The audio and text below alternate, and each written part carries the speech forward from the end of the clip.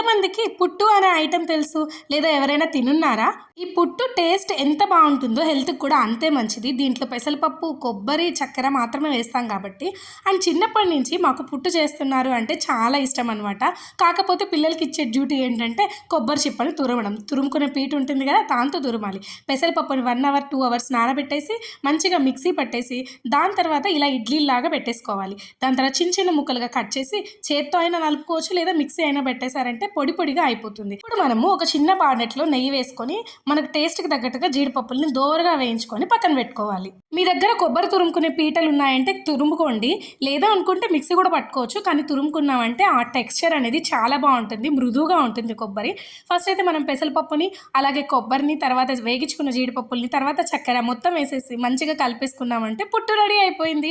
ఇదైతే very healthy and tasty. ఇక్కడ మేమెందుకు నవ్వుతున్నాం అనేది పార్ట్ 2లో చెప్తాను. Please subscribe.